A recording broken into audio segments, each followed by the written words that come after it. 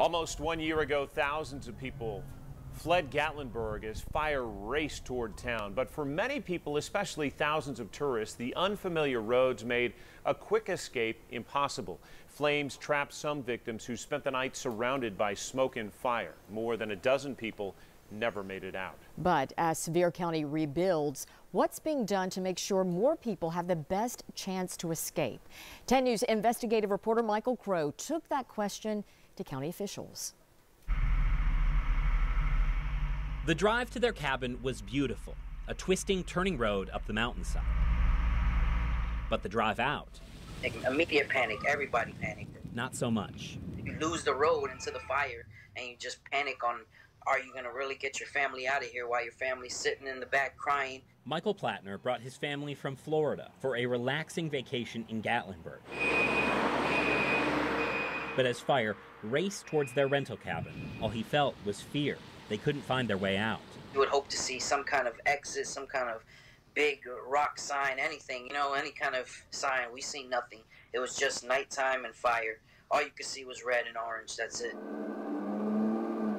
1 year after the fires, it's a lesson learned for Sevier County, says EMA Director Joe Ayers. Yes, if you are not familiar with the main roadways, you could become confused very easily. There's the potential for a wrong turn here in an emergency. If you were to go off one of these side roads, yes.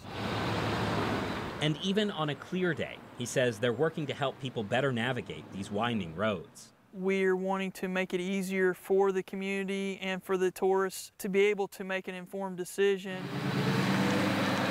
As part of that effort, the county is exploring new reflective signs to point people away from dead ends and down the mountain. But officials are avoiding the term evacuation routes. It might be a fire, it might be a tornado, it might be a flood. So you can have an emergency evacuation route because it may, if it's a fire, there may be trees down there. You know, there's other factors out there in the mountains. So it sounds like what you're saying is it's not possible to give people one way out, but there is some room for improvement to give people more ways out. That's correct. More visible signage. You know, that night it was very smoky, so we're looking at signage that has some reflective qualities in it. A committee is reviewing their plans and preparedness and has brought in an outside consulting company. In the meantime, new early warning sirens were installed this summer in downtown Gatlinburg, with more coming to Chalet Village in the next few months. Officials are also considering pamphlets of emergency information in rental cabins. They hope to reach people earlier and point them in the right direction, but no signs have been installed yet. Something, anything would be a big improvement because there was nothing. There was nothing. Michael Plattner says even 10 minutes more warning could have helped, because he cannot forget the fear of being lost on that mountain. It was definitely a moment where left or right turn could have been the reason why we weren't here today, you know?